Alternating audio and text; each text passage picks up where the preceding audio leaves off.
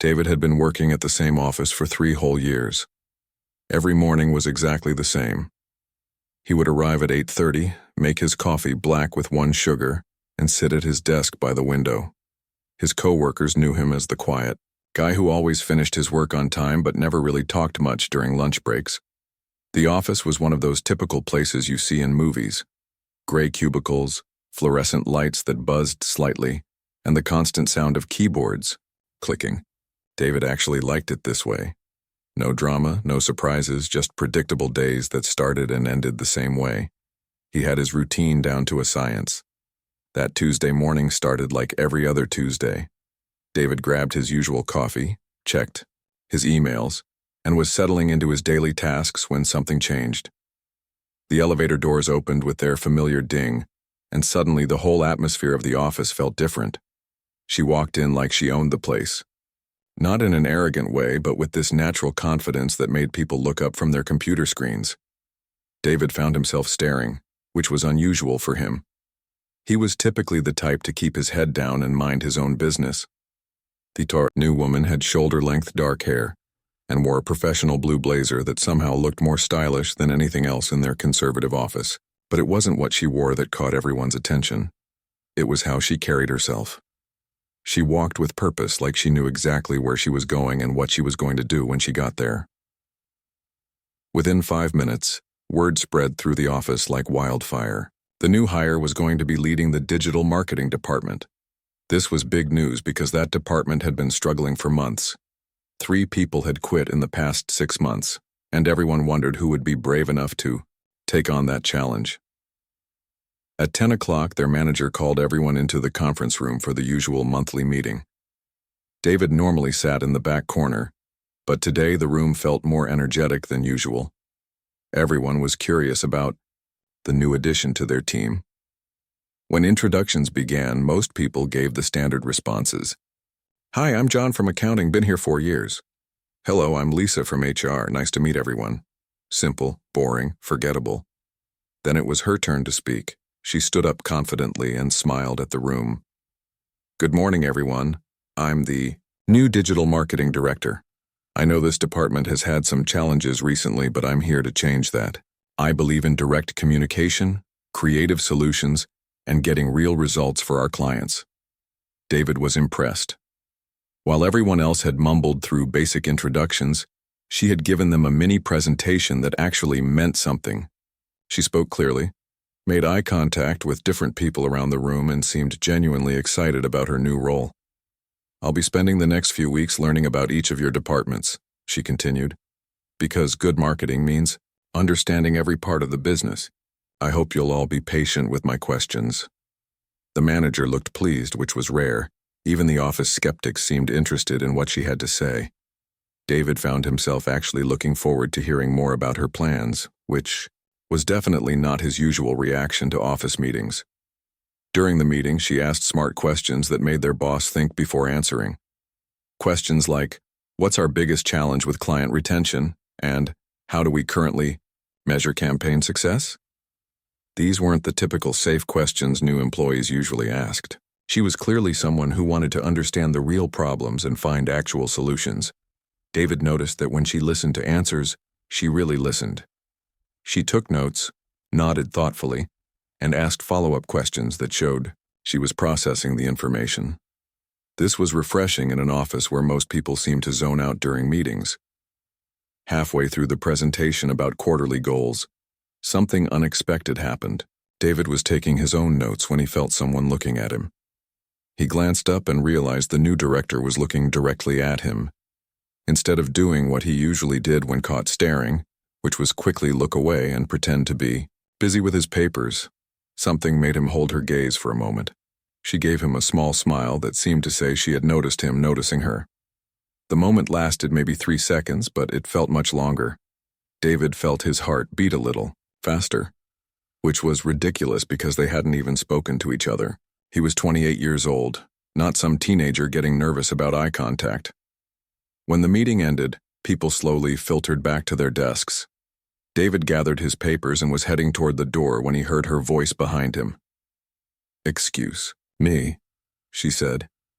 He turned around, expecting her to ask someone else a question, but she was looking right at him. "You work in data analysis, right? I saw your nameplate when I was getting the office tour yesterday." David was surprised she had noticed such a small detail. "Yes, that's right.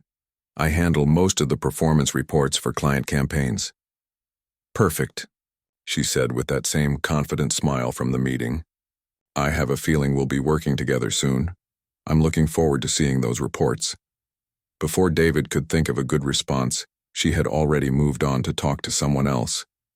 But as he walked back to his desk, he couldn't shake the feeling that his predictable office routine was about to become much more interesting. For the rest of the day, David found himself glancing toward the digital marketing section of the office more than usual. He could see her through the glass partition, already rearranging furniture and setting up her workspace exactly how she wanted it. By 5 o'clock, when most people were getting ready to leave, she was still there, completely focused on her computer screen, clearly planning something big. David realized that while everyone else was just trying to get through another day, she was building something new. As he packed up his things to go home, David wondered what tomorrow would bring. For the first time in 3 years, he was actually curious about what would happen next at work.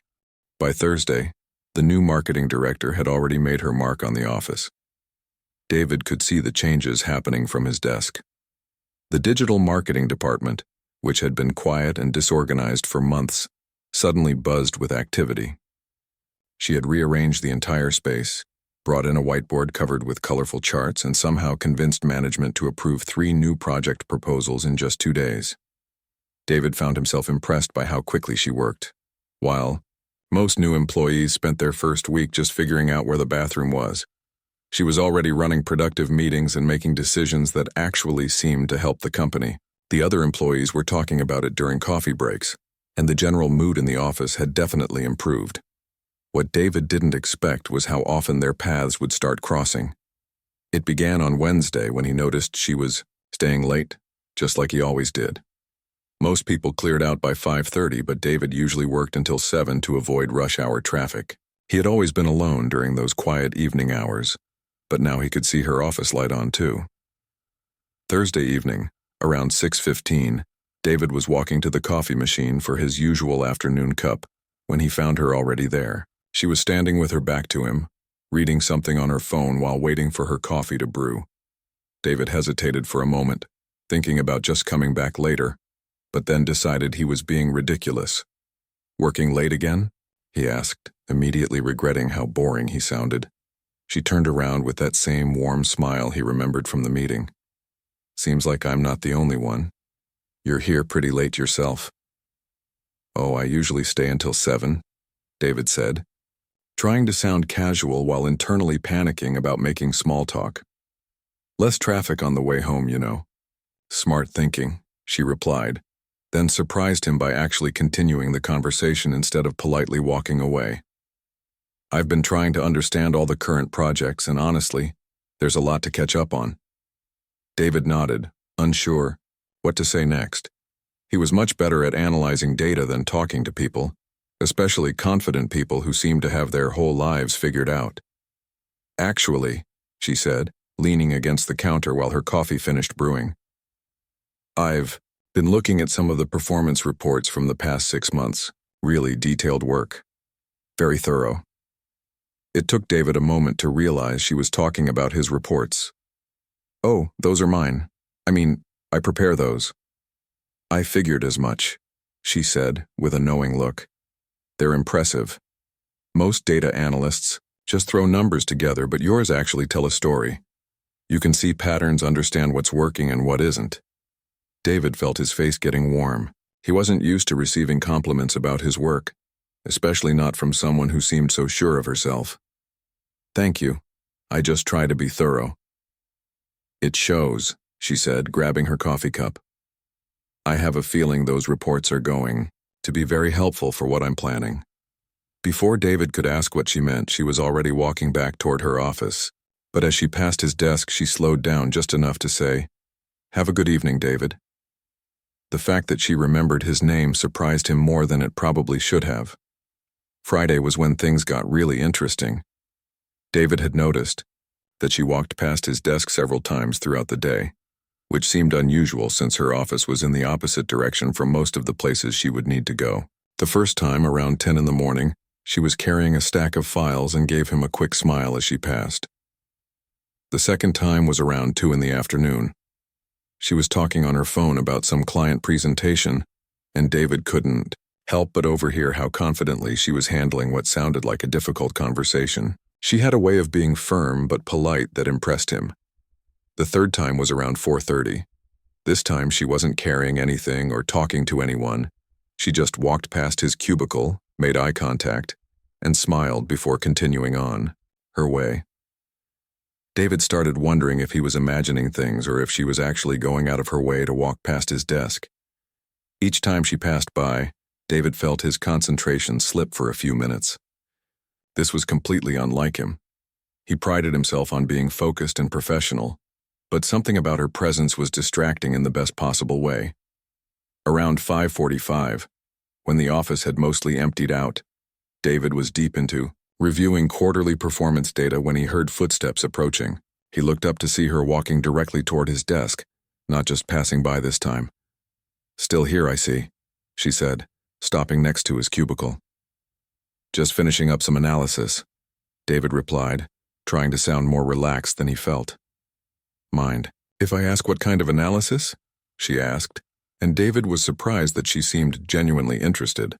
"Client retention patterns," he explained, turning his monitor slightly so she could see. "I'm trying to figure out why some clients stay with us for years while others leave after just a few months."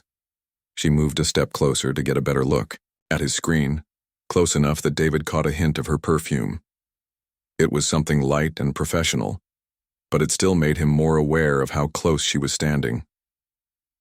"This is exactly the kind of insight I need," she said, studying his charts. "Would you mind if I borrowed some of your time next week? I'm putting together a presentation for the executive team, and this data could make all the difference." David looked up at her, realizing she was asking him to work with her directly. "Of course, I'd be happy to help." "Excellent," she said with a smile that seemed different from her usual professional one. "I think this is going to be very interesting." As she walked back to her office, David couldn't shake the feeling that she meant more than just the data analysis. Friday evening, 7 o'clock. The office building was practically empty except for the cleaning crew making their rounds and maybe 2 or 3 dedicated workers scattered across different floors. David had always enjoyed these quiet hours when he could focus completely on his tasks without any distractions from phone calls or colleague interruptions. He was deep into analyzing spreadsheet data, completely absorbed in identifying patterns that could help improve client satisfaction rates, when he became aware of someone approaching. At first, he thought it might be the cleaning lady coming to empty his trash bin, so he didn't look up right away. But then he heard footsteps that were definitely not from the cleaning crew.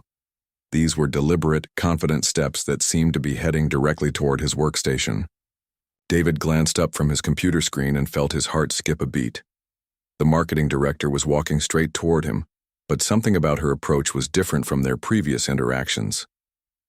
There was a determination in her stride that made David suddenly very aware that they were essentially alone in the office together. Instead of stopping beside his cubicle like she had done earlier in the week, she did something completely unexpected. Without asking for permission, without even saying hello, she walked right up to his desk and sat down on the edge of it. David's brain seemed to stop working for a moment. In 3 years of working at this company, no one had ever just sat on his desk like that. It was such a bold, confident move that he found himself completely speechless. She wasn't sitting there awkwardly or accidentally. She had positioned herself deliberately, facing him with one leg crossed over the other, looking completely comfortable and in control of the situation. Her presence suddenly made his carefully organized workspace feel much smaller and more intimate. "Hope, you don't mind the interruption," she said, though her tone suggested she wasn't particularly worried about whether he minded or not. David tried to find his voice. No, that's fine," he managed to say, though he wasn't entirely sure. It was fine. His heart was beating faster than usual, and he couldn't quite figure out why a simple conversation was making him feel so nervous. She smiled at his obvious discomfort, but it wasn't a mean smile. It was more like she found his nervousness endearing, rather than annoying. "You know, David, I've been watching how you work this week." "You have?" David asked, surprised by the admission. "Don't worry, it's not creepy surveillance or anything," she laughed, and the sound was genuine and warm. "I notice things about people, especially when they're good at what they do. And you're very good at what you do." David felt his face getting warm again. Compliments always made him uncomfortable, but coming from her, sitting on his desk like she belonged there, it felt different somehow. "I've been thinking," she continued, shifting slightly so she was facing him more directly. The movement was casual, but it brought her closer to where he was sitting. "There's a big presentation coming up next week. Really big. The kind that could make or break our department's budget for the next year." David nodded, trying to focus on her words instead of how her presence was affecting his ability to think clearly. "I need someone who understands data the way you do," she said, her voice taking on a more serious tone. "Someone who can take complex information and make it tell a story that executives will actually understand and care about." She paused, and David realized she was waiting for him to respond. "That sounds like an important project," he said, which felt like a completely inadequate response. "It is important," she agreed. "But here's the thing, David. It's going to mean working very closely together. Late nights, probably some weekend time. Lots of one-on-one collaboration to get everything right." The way she said "closely together" made David's stomach do a little flip.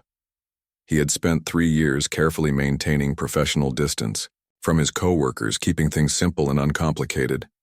But looking at her now, sitting on his desk with that confident smile, he realized that simple and uncomplicated might not be options anymore. "The deadline is tight," she continued, "which means we'd basically be joined at the hip for the next 10 days. Think you can handle that kind of intensity?" David knew she was talking about work intensity, about the pressure of preparing for an important presentation.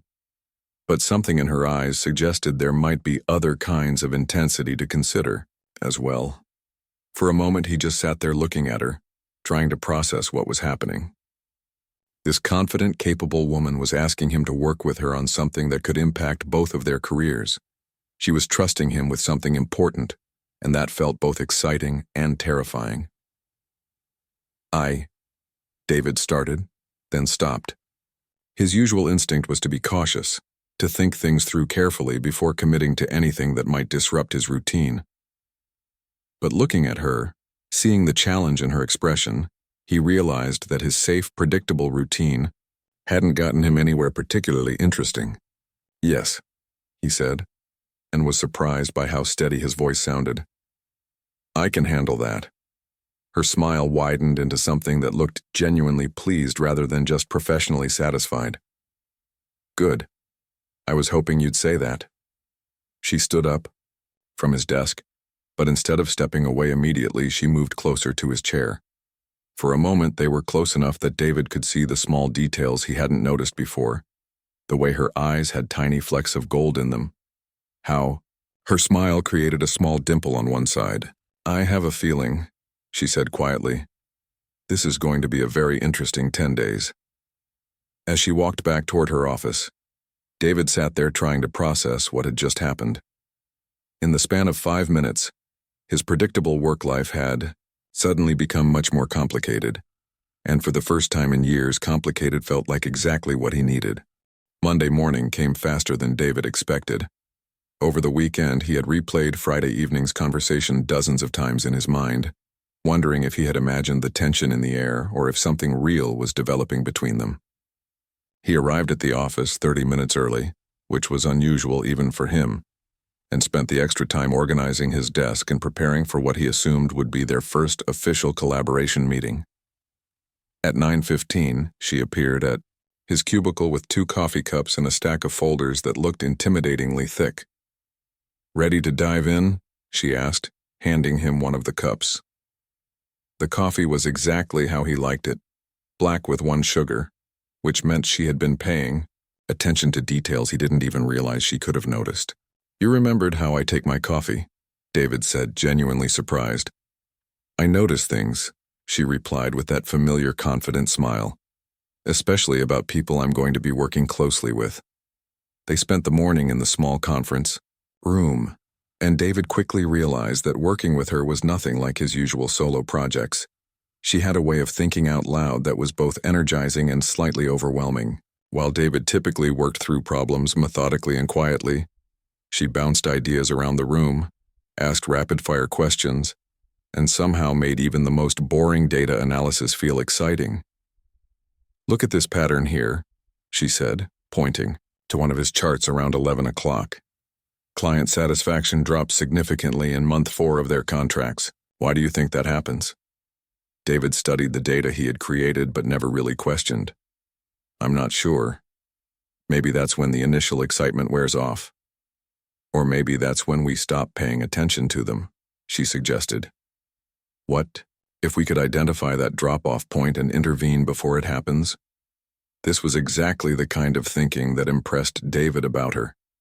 She didn't just accept data as unchangeable facts. She saw them as problems to solve and opportunities to improve. Working with her made him realize how much of his job he had been doing on autopilot. By lunchtime, they had filled 3 whiteboards with notes, charts, and ideas for the presentation. David felt more energized about work than he had in months, maybe years. But he also felt something else, a growing awareness of how much he enjoyed her company beyond just the professional collaboration. Want to grab lunch? She asked as they were cleaning up the conference room. I know a place down the street that's usually quiet enough to keep talking about this project. David hesitated for just a moment. Lunch with colleagues wasn't something he typically did, preferring to eat at his desk while catching up on emails. But the thought of extending their time together was more appealing than his usual routine. Sure, he said. That sounds good. The restaurant was a small cafe with mismatched chairs and local artwork on the walls. She chose a corner table where they could spread out some of their notes without bothering other customers. David had expected they would continue talking about data analysis and presentation strategies, but instead, she surprised him. Tell me something about yourself that's not work-related, she said after they had ordered. I feel like I know you as a data analyst, but I don't really know you as David. The question caught him off guard. What do you want to know? Anything. Hobbies, family, what you do when you're not creating those incredibly detailed reports. She leaned back in her chair, clearly settling in for a real conversation. David found himself talking about things he rarely discussed with coworkers. His weekend hiking trips, the photography hobby he had picked up during lockdown, his small apartment with too many books and not enough shelf space. She listened with the same focused attention she gave to work problems, asking follow-up questions that showed she was genuinely interested. What about you? David asked, realizing he had been talking for 15 minutes straight. What does the confident marketing director do when she's not reorganizing entire departments? She laughed at his description of her. Confident marketing? Director, huh? Is that how you see me? Among other things, David said, then immediately worried he had said too much. What other things? She asked, and David noticed her tone had shifted slightly. She was leaning forward now, her attention completely focused on him. David felt that familiar nervousness, but this time he pushed through it. Smart. Creative. Someone who gets things done instead of just talking about getting things done. Someone who... He paused, then decided to be honest. Someone who makes other people want to be better at what they do. She was quiet for a moment, and David worried he had crossed some kind of professional line. But then she smiled, and it was different from her usual confident smile. This one seemed more personal, more real. That might be the nicest thing anyone has said about me in a long time, she said softly. They walked back to the office in comfortable silence, but David was very aware of how close they were walking together, how their hands almost brushed when they reached for the building door at the same time. The afternoon passed quickly as they refined their presentation strategy, but David found himself stealing glances at her when she was focused on her notes. Several times he caught her looking at him too, and neither of them immediately looked away anymore. Around 6 o'clock, when most of the office had emptied out again, she closed her laptop and looked at him directly. "David," she said, "I need to ask you something, and I want you to be completely honest with me." David's heart rate picked up. "Okay. Are you feeling what I'm feeling?" she asked. "Because this project is important, but if there's something else happening here, I need to know. I don't want to make assumptions or make things awkward between us." David looked at her, sitting across from him in the quiet conference room, being direct and honest in the way that had attracted him to her from the beginning. For 3 years he had played everything safe, kept his distance, avoided any situation that might get complicated. "Yes," he said simply. "I'm definitely feeling something." Her smile was radiant. "Good. Because I was hoping I wasn't imagining things." 3 weeks later, David barely recognized his own life. The presentation had been a complete success, earning praise from the executive team and securing the marketing department's budget for the next year. But more importantly, working closely with her had changed something fundamental about how he approached everything. The late-night work sessions had become the highlight of his days. She had a way of making even the most stressful deadlines feel manageable and exciting. When they ordered takeout to the office during those long evenings, she would clear space on the conference table and spread out the containers like they were having a dinner party, instead of just grabbing quick fuel between work sessions. "Tell me about the biggest risk you've ever taken," she had asked one evening while they were waiting for their Chinese food delivery. They were sitting on the floor of the conference room, surrounded by poster boards and colored markers, taking a break from preparing charts for their presentation. David had to think about that question for a long time. Honestly, probably saying yes to working on this project with you. "That was a risk?" she asked, genuinely curious. "For me, yes. I usually keep work and personal feelings completely separate. I don't get involved in office dynamics or form close relationships with colleagues. It's just simpler that way." "And now?" she asked, moving slightly closer to where he was sitting. "Now I'm realizing that simple isn't always better," David admitted. "Sometimes the complicated things are worth it." She had smiled at that answer, and David realized that somewhere along the way, her approval had become very important to him. Not just professionally, but personally too. The night before their big presentation, they stayed in the office until almost midnight, running through their slides one final time. David was nervous about presenting to the executive team, something he had never done before, but she had insisted he be the one to present the data analysis portion. "You know this material better than anyone," she had said when he expressed his concerns. "And you have a gift for explaining complex information in ways that people can understand and remember. Trust yourself." The presentation went better than David had dared to hope. His section on client retention patterns and growth opportunities was met with engaged questions and positive feedback, but what surprised him most was how natural it felt to be standing in front of the room, confident in his expertise, speaking with authority about his work. After the executives filed out, their manager pulled them aside. "Excellent work, both of you. The board was impressed, especially with the data analysis. David, I had no idea you were such a strong presenter." Neither had David, honestly. But something about working with her had brought out abilities he didn't know he possessed. 2 months after that successful presentation, their collaboration had evolved into something deeper and more personal. They had started spending time together outside of work, weekend coffee meetings that turned into long walks, movie nights that became discussions about everything from career goals to childhood memories. David found himself becoming more confident in all areas of his life, not just work. He started speaking up in meetings, volunteering for projects that challenged him, and even joined the office softball team, something the old David would never have considered. "You're different," his longtime colleague Amy mentioned one day as they were leaving the building together. "More, I don't know, more present, I guess. Whatever you've been doing, it's working." David knew exactly what had changed, but he wasn't ready to share the details with his coworkers yet. What he and the marketing director had developed was still new and precious, something he wanted to protect from office gossip and speculation. One Friday evening they were working late again, but this time it was by choice rather than necessity. She had developed a habit of stopping by his desk around 6 o'clock, when most people had gone home, just to see if he wanted company while he finished up his daily tasks. "Mind if I sit?" she asked, gesturing toward his desk with that same playful smile she had worn the first time she had perched there. "Actually," David said, surprising himself with his boldness, "I was hoping you would." She settled onto the edge of his desk, just like that first evening, but everything felt different now. They were comfortable with each other in a way that had developed naturally over weeks of late-night conversations and shared meals and collaborative successes. "I have a confession," she said, swinging her legs slightly as she sat there. "What's that?"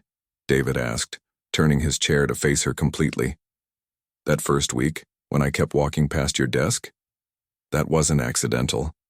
I was looking for excuses to see you." David laughed. "I wondered about that. Your office is nowhere near the copy machine." "Very observant," she said, grinning. "I like that about you." "What else do you like about me?" David asked, feeling brave enough to flirt back in a way that would have been impossible for him just a few months earlier. "I like that you listen when people talk instead of just waiting for your turn to speak. I like how you get excited about data patterns that would put most people to sleep. I like that you make me feel heard and appreciated." She paused, then added more softly, "And I like that you took a chance on working with me, even though it scared you." David stood up from his chair, moving closer to where she sat on his desk. "It did scare me. You scare me, actually, but in the best possible way." "How so?" she asked. "You make me want to be braver than I actually am. You make me want to take risks and try new things and stop playing everything so safe all the time." She reached out and took his hand, a gesture that felt both natural and significant. "You know what I think?" "What?" "I think you were always brave. You just needed someone to notice it and point it out." 6 months after that first bold moment, when she had sat on his desk without asking permission, David realized that his entire life had shifted in ways he never could have predicted. He was more confident at work, more social with his colleagues, more willing to take on challenges that pushed him outside his comfort zone. But more than that, he had learned what it felt like to be truly seen and appreciated by someone who brought out the best in him, someone who had been bold enough to sit on his desk, lean closer, and smile in a way that changed everything. "What are you thinking about?" she asked one evening as they were walking to their cars after another productive day. "Just remembering that first night when you sat on my desk," David said. "I was so nervous I could barely speak." "And now?" she asked with that familiar mischievous smile. "Now I can't imagine my life without these conversations," David said honestly. "Good," she said, reaching for his hand as they walked, "because I'm not planning on going anywhere." Some risks, David had learned, led to exactly where you were supposed to be.